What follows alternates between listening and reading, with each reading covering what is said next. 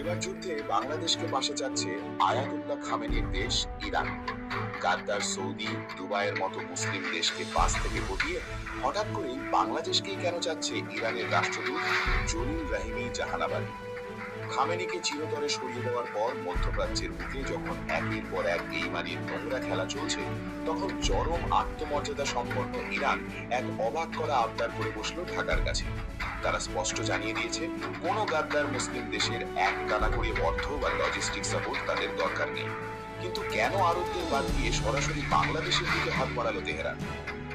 গত 28 ফেব্রুয়ারি শনিবার সকালে মধ্যপ্রাচ্যের বুকে এক চরম বেইমানির নাটক সাজানো হয়েছিল।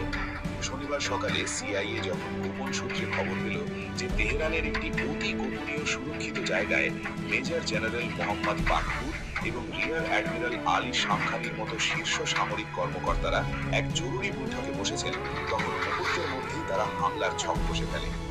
ঘড়ির কাঁটা ঝরে একেবারে নিখুঁত হিসাব কষে ইসরায়েলের সময় ঠিক ভোর 6টায় যুদ্ধ বিমানগুলো গোপন ঘাঁটি থেকে আকাশে ওড়ে। তেহরানের সময় ঠিক সকাল 9:40 সেই সুরক্ষিত জায়গায় আকাশ থেকে আছড়ে পড়ে একের পর এক ভয়ানক মিসাইল। মূল জমায়েত থেকে একটু দূরে পাশের একটা ভবনে বসে দাপ্তরিক কাজ করার সময় ইরানের 86 বছর বয়সী সর্বোচ্চ নেতা আয়াতুল্লাহ আলী খামেনিকে ওই প্রথম দিনেই চিরদিনের জন্য পরপারে পাঠিয়ে দেওয়া হয়। আর এই পুরো ঘটনার পেছনের নাটের গুরু কে, তা জানলে যে কারো চোখ কপালে উঠবে। রয়টার্সের খবর বলছে, এই শয়তানি চাল চেলেছেন খোদ সৌদি যুবরাজ মোহাম্মদ বিন সালমান। লোকটা কি পরিমাণের চতুর আর ভণ্ড তা এবার পুরো দুনিয়া হাড়ে হাড়ে টের পেয়েছে। কিছুদিন আগে এসে ইরানের প্রেসিডেন্ট মাসুদ পেজেশকিয়ানের সাথে একেবারে গলায় গলায় খাতির জমিয়েছিল। কথা দিয়েছিল সৌদি আকাশ সীমা কোনোভাবেই কাউকে ব্যবহার করতে দেবে না। অথচ এই ভণ্ডামির আড়ালে গত পুরো 1 মাস ধরে সে যুক্তরাষ্ট্রের প্রেসিডেন্ট ডোনাল্ড ট্রাম্পকে বারবার ফোন করে ইরানে আঘাত হানার জন্য অনবরত কুবুদ্ধি দিয়ে গেছে। তার এই শয়তানি বুদ্ধি ছিল মূলত ইসরায়েল আর যুক্তরাষ্ট্রকে ধাবার গুটি বানিয়ে পুরো মধ্যপ্রাচ্য নিজের কবজায় নেওয়ার এক চতুর কৌশল। দলে দলে যুক্তরাষ্ট্রের কান ভারী করে কিভাবে নিজের মুসলিম ভাইয়ের বুকে ছুরি বসানো হলো, সেই বিয়ে চমকানো বেইমানির খবর এখন সবার হাতে। 28 তারিখ প্রথম দিনেই খামেনিকে এমন ভাবে বিদায় করার পর ক্ষোভে ফেটে পড়ে পুরো ইরান। এত বড় একটা ঘটনার পর মধ্যপ্রাচ্যের ওইসব গাদ্দার আরব দেশগুলোর গলা থেকে টু শব্দটিও বের হয়নি। সবাই যেন মুখে কুলু পেটে বসে আছে। মধ্যপ্রাচ্যের আরব দেশগুলোর এই চরম বেইমানি আর গাদ্দারির পর ইরান এখন খুব ভালো করেই জেনেছে কে আপন আর কে পর। খামেনির বিদায়ের পর ইরান যখন রাগে ফুঁসছে, তখন গাদ্দার আরবদের বাদ দিয়ে তারা বাংলাদেশের দিকে হাত বাড়িয়েছে।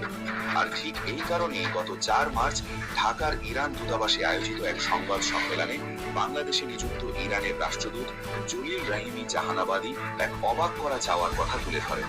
সব আরবদের বেইমানির পর ইরান কেন বাংলাদেশকে আপন ভাবছে, তার পেছনের কারণটা একেবারে জলের মতো পরিষ্কার। বাংলাদেশ একটি মুসলিম দেশ এবং একই সঙ্গে ওআইসি ও ন্যামের সদস্য। তাই তারা শুধু চায় বাংলাদেশের মতো একটি স্বাধীন দেশ যেন এই লুটেরাদের সরাসরি নিন্দা করে তেহরানের পাশে দাঁড়ায়। ইরান গোটা বিশ্বকে প্রমাণ করে দিয়েছে যে তারা কতটা সাহসী এবং কারো কাছে মাথা না নোয়ানো এক দেশ। রাষ্ট্রদূত পরিষ্কার করে জানিয়ে দিয়েছেন, দীর্ঘমেয়াদে এই যুদ্ধ চালিয়ে যাওয়ার মতো বিশাল সামরিক শক্তি তাদের রয়েছে। পর্যাপ্ত ড্রোন আর তেজি সব মিসাইল তাদের ভান্ডারে মজুদ আছে। তাই তেহরান অন্য কোনো দেশের কাছ থেকে এক কানা করি অর্থ বা লজিস্টিক সাপোর্ট চায় না। ব্যাস, একটি নৈতিক সমর্থন, এতটুকুই তাদের চাওয়া। ইরানে অবস্থানরত বাংলাদেশি শিক্ষার্থীদের নিরাপদে সরিয়ে নেওয়ার বিষয়ে সঠিক হিসাব এই মুহূর্তে তার কাছে না থাকলেও তেহরানে অবস্থিত বাংলাদেশ দূতাবাস নিয়মিত ইরানের পররাষ্ট্র মন্ত্রণালয়ের সাথে যোগাযোগ রাখছে। যখনই কোনো সহযোগিতার প্রয়োজন হবে, ইরান সরকার সর্বোচ্চ ব্যবস্থা গ্রহণ করবে বলে তিনি ভরসা দিয়েছেন। খামেনি শহীদ হওয়ার পর ওই লুটেরা ইসরায়েল, যুক্তরাষ্ট্র আর গাদ্দার সৌদি ভেবেছিল ইরান এবার একেবারে ছন্নছাড়া হয়ে পড়বে। তারা দিবাস্বপ্ন দেখেছিল যে শীর্ষ নেতাদের অকেজো করে দিলেই তেহরানের পতন ঘটবে আর তাদের একেবারে কেল্লাফতে হয়ে যাবে। কিন্তু খামেনির বিদায়ের পর ইরান যে এমন ভয়ঙ্কর ভাবে চেতে যাবে, সেটা ওই বেঈমানরা স্বপ্নেও ভাবেনি। তাদের সেই কুবুদ্ধি এখন বুমেরাং হয়ে তাদের দিকেই ফিরে এসেছে। প্রেসিডেন্ট মাসুদ পেজেশকিয়ানের নেতৃত্বে 3 সদস্যের একটি শক্তিশালী কাউন্সিল খুব দ্রুত দেশের হাল ধরেছে। পার্লামেন্ট স্পিকার মোহাম্মদ বাগের গালিবাফ একেবারে কড়া ভাষায় জানিয়ে দিয়েছেন, এর জন্য ট্রাম্প আর নেতানিয়াহুকে চরম মূল্য চোকাতেই হবে। এএফপি সংবাদ মাধ্যমের খবর অনুযায়ী রবিবার সকালেই শুরু হয় ইরানের ভয়ঙ্কর মিশন অপারেশন ট্রু প্রমিস। খামেনির শাহাদাতের পর এক মুহূর্ত দেরি না করে ইরান তাদের তেজি সব ব্যালিস্টিক মিসাইলগুলোর নিশানা সরাসরি ঘুরিয়ে দেয় ওই বেইমান সৌদি, সংযুক্ত আরব আমিরাত আর কাতারে থাকা যুক্তরাষ্ট্রের ঘাঁটিগুলোর দিকে। কাতারের দোহায় কমপক্ষে 11টি বিকট আওয়াজ শোনা যায়। মিসাইলের আঘাতে চারপাশ একেবারে লণ্ডভণ্ড হয়ে যায়। এতে আন্তঃস্টিল জোন মারাত্মকভাবে আহত হয়েছিলেন এবং ব্যাপক ক্ষয়ক্ষতি হয়েছিল। এর আগে 3রা মার্চ রাতে দুবাইয়ের মার্কিন কনসুলেটের কাছেও ড্রোন হামলা করে ইরান তাদের ভেলকি দেখিয়েছে। রিয়াদের বুকেও কান ফাটানো আওয়াজে কালো ধোঁয়ার কুণ্ডলি পাকিয়ে উঠেছে। এইভাবে একের পর এক পাল্টা আঘাত হানতে হানতে আজ যুদ্ধের পঞ্চম দিনে এসে পরিস্থিতি একেবারে ভয়ানক রূপ নিয়েছে। পঞ্চম দিন সকালেও ইসরায়েল আর যুক্তরাষ্ট্র মিলে ইরানের বিভিন্ন ক্ষেপণাস্ত্র ছোড়ার জায়গা এবং একটি পারমাণবিক গবেষণা কেন্দ্রে ব্যাপক হামলা চালিয়েছে। এই নোংরা হামলায় ইরানে আহতদের সংখ্যা 1000 ছাড়িয়ে গেছে। শুধু ইরানেই নয়, লেবাননেও ব্যাপক হামলা চালিয়েছে নেতানিয়াহুর এই লুটেরা বাহিনী। ট্রাম্প প্রশাসন এই নোংরা হামলার নাম দিয়েছে অপারেশন এফএফ ফিউরি। পারমাণবিক স্থাপনা ধ্বংসের এক ভুয়া আর মন গড়া অজুহাত দিয়ে ডোনাল্ড ট্রাম্প এখন বিশ্বের সামনে নিজেকে ধোয়া তুলসী পাতা প্রমাণের ধান্দায় আছেন।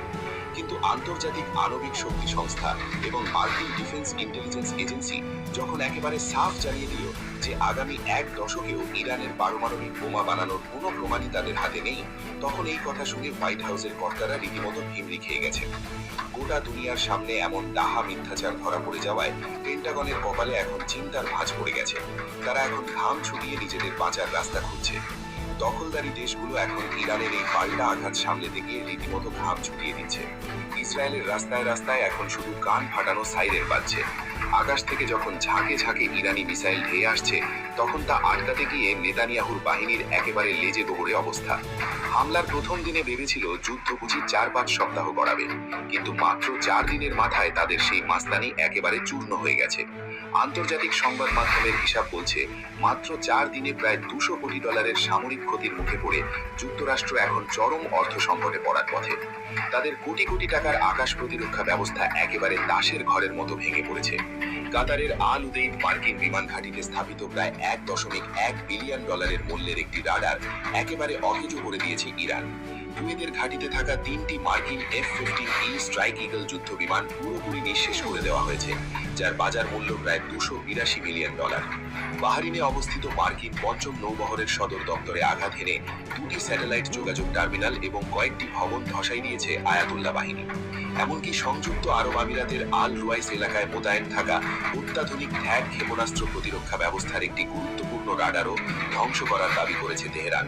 তেলআবিবে যেভাবে মিসাইল বৃষ্টি হচ্ছে তাতে নেতানিয়াহুর রাতের ঘুম হারাম হয়ে গেছে। তারা এখন রীতিমতো নাকানি চুবানি খাচ্ছে। যুদ্ধ যদি এভাবে আরো কয়েকদিন চলতে থাকে, তাহলে ট্রাম্পের পক্ষে ইরানের সাথে এই যুদ্ধ চালিয়ে যাওয়া প্রায় অসম্ভব হয়ে পড়বে। ট্রাম্প প্রশাসনের এখন একেবারে লেজ গুটিয়ে পালানোর দশা। অন্যের ঘাড়ে পা রেখে উপরে ওঠার যে নোংরা কুবুদ্ধি আরব রাষ্ট্রগুলো করেছিল, তার জন্য এখন তাদেরই মরণ ঘণ্টা বাজতে শুরু করেছে। ইসরায়েল আর যুক্তরাষ্ট্রকে খুশি করতে গিয়ে নিজের পায়েই নিজে কুড়াল মেরেছে রিয়াদ। যে শয়তানি চাল তারা চেলেছিল, তা এখন তাদেরই গলায় ফাঁস হয়ে দাঁড়িয়েছে। আগামী দিনগুলোতে এই গাদ্দারির জন্য তাদের যে কি পরিমাণ ঘোল খেতে হবে তা খুব শিগগিরই গোটা বিশ্ব দেখতে পাবে। ঘরে ঢুকে এমন বেইমানি করার পরিণাম কতটা ভয়াবহ হতে পারে তা এখন হাড়ে হাড়ে টের পাচ্ছে ওই মির্জাফররা। যুদ্ধ পরিস্থিতি যেদিকে গড়াচ্ছে তাতে খুব শিগগিরই এই লুটেরা আর মির্জাফরদের লেজ গুটিয়ে পালানো ছাড়া আর কোনো উপায় থাকবে না। মধ্যপ্রাচ্যের এই নয়া সমীকরণে ইরান বুঝিয়ে দিয়েছে যে তারা কাউকে পাত্তা দিচ্ছে না। ইসরায়েল আর যুক্তরাষ্ট্রকে একেবারে তুলো করে ইরান যে দাঁত ভাঙা জবাব দিচ্ছে তা দেখে গোটা বিশ্ব এখন আকাশ থেকে পড়ছে। তাদের এই উচিত শিক্ষা গোটা বিশ্বকে এখন রীতিমতো নাচিয়ে ছাড়ছে। অচিরেই এই গাদ্দারদের বিদায় ঘণ্টা বাজিয়ে মধ্যপ্রাচ্যের নতুন ইতিহাস গড়তে যাচ্ছে তেহরান।